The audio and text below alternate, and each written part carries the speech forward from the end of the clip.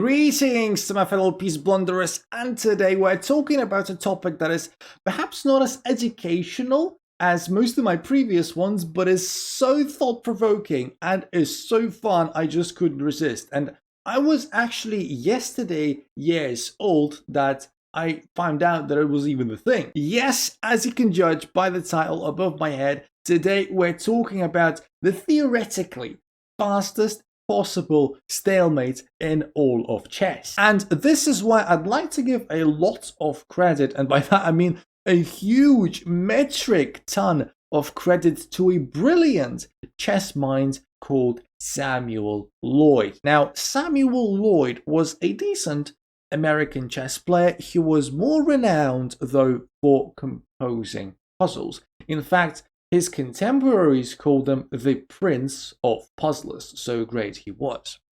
And what's even more impressive about the guy is that he lived most of his life in the 19th century, way before chess computers and chess engines, of course, and even way before World Chess Championships and serious tournaments were a thing. Yes, at the time, chess is just a hobby basically for the rich and for the noble and for the intelligent. So for Samuel Lloyd to come up with the combination that is the fastest possible stalemate is just very impressive. And we cannot really know for sure if it is really the fastest possible stalemate, because there isn't really a computer that you can teach this sort of thinking and you can really check. So it's unconfirmed, but again, the fact that in the 150 years after he did the thing, no one ever managed to even slightly improve on the combination is just a testament of how great of a mind he was. And the burning question is, of course, if the fastest possible checkmate, for example, that most of you will be familiar with, is just two moves, right? So f3, e5, g4, and queen h4 mate, which is widely known as the fool's mate. How long is it going to take to deliver the fastest possible stalemate, at least as we know it? Now, that's a good question. And as you can imagine, fastest possible stalemate ain't going to be very easy, ain't going to be anywhere near as two moves. Because, well, a stalemate is a position where literally nothing can move. And the king isn't in check, of course. And this isn't very easy to achieve very quickly, because even out of the opening, we've got 10 pieces that can make a move. Of course, that is all of the 8 pawns and 2 knights as a bonus, right? So 10 pieces can move. How are we going to ever do anything about that very quickly? And if you'd like to have a think about it and you'd like to approximately estimate how many moves it's going to take, feel free to pause the video before I spoil the answer, which I am going to do in just a couple of seconds. 3, 2, 1. This is your last chance. The fastest possible stalemate can be achieved in a shocking 10 moves. Yes, 10. Not like 20. Like, I would think, honestly, if I were to guess, maybe around 20. 17, 21, something like this. 10! No, 10, just 10. Yes, even with 10 pieces that can move at the start of the game, we can still do it in 10 moves. And what is even more fascinating about this combination is that, as you would expect, every single move makes a difference. Every single move needs to go exactly the way it does. Every nuance counts. And again, it only goes to show how great this combination is, because no one managed to even slightly improve on that after so many years.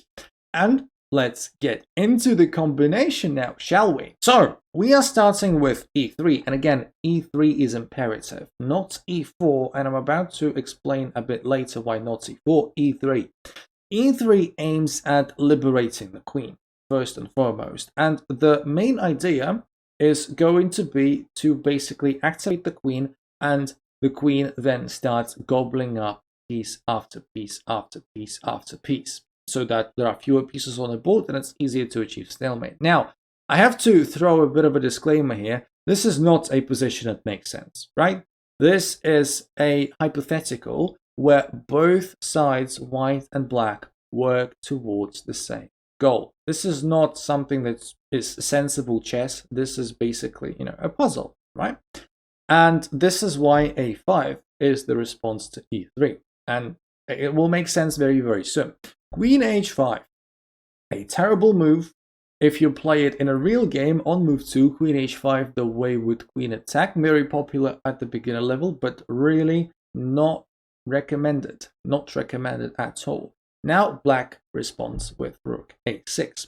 And may confuse you, a5 and Rook a6, but just give it a second, let it simmer, right? In your mind, Queen takes a5 now, starting with the pawn. Like I said, there are a lot of pieces that can move, so we're going to use the Queen to get rid of as many as we can. And you may think, well, doesn't it just hang a Queen? Well, aren't we looking at a puzzle, or are we looking at a real game? Go on! So Rook ain't gonna capture the Queen. We're going to see h5 now, and this starts making a little bit more sense. We pushed a5 so that the Queen can easily take it from h5, right? So we helped the Queen to take one pawn as quickly as possible, and we also liberated the Rook, and now looks like the Rook is sliding to h6, where it is at least blocking pretty much another Rook, and maybe blocked itself, right? So we'll see.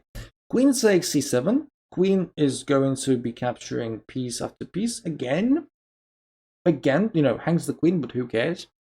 Rook h6, as I advertised, and after h4, which is move 5 for white already, we're halfway into the combination.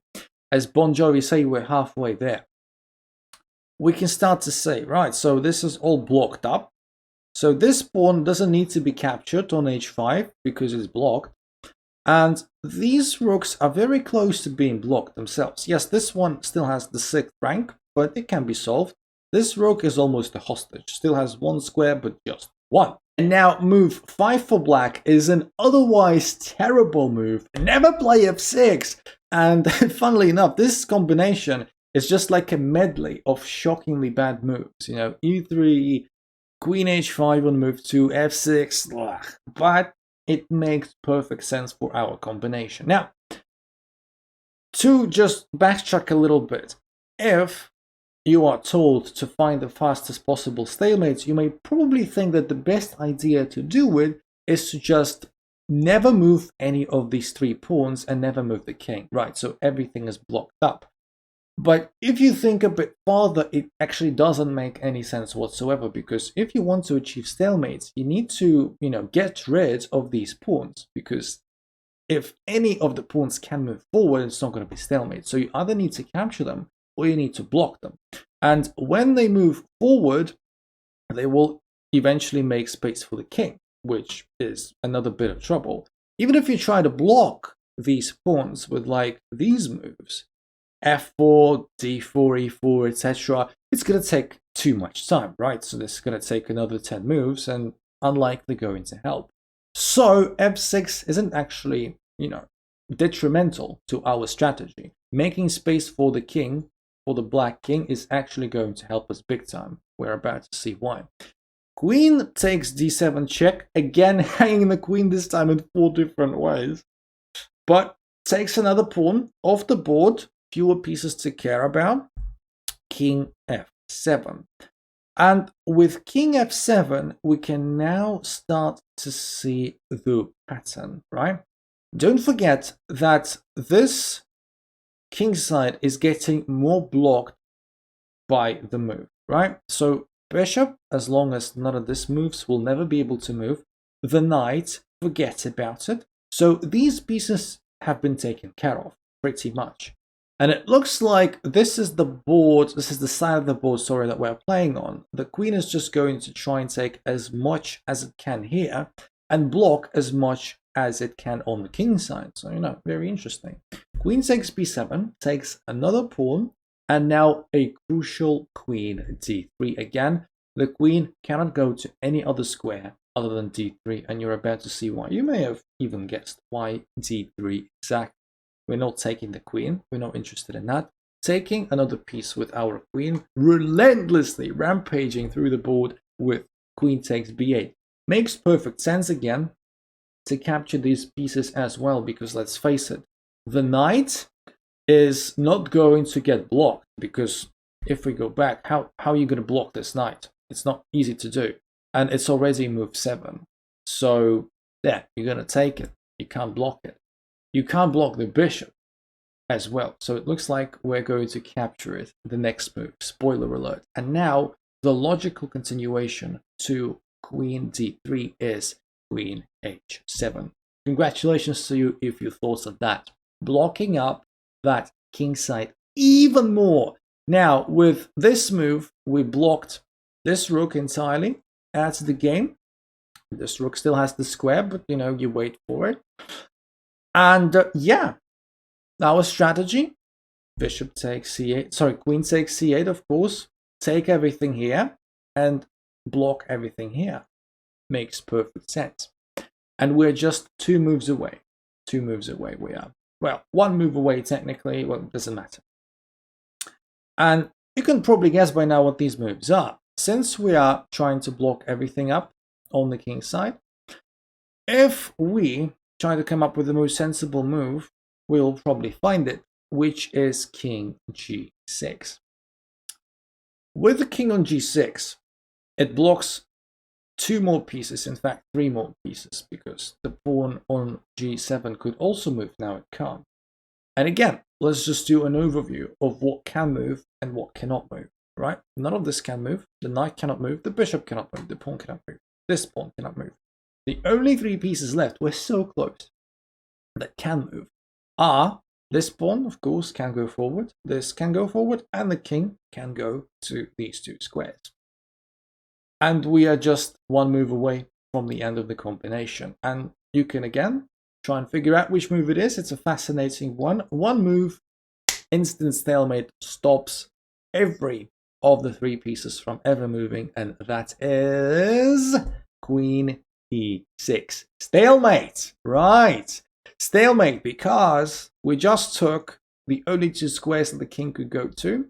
This pawn is blocked, and this one is pinned, so it can't move forward. Brilliant! Brilliant, isn't it? Bravo, Samuel Lloyd. Absolutely fantastic combination. Again, a stalemate in 10 moves. Well, even you could argue like 9.5 maybe, because we made a 10th move for white, but the 10th move for black never happened.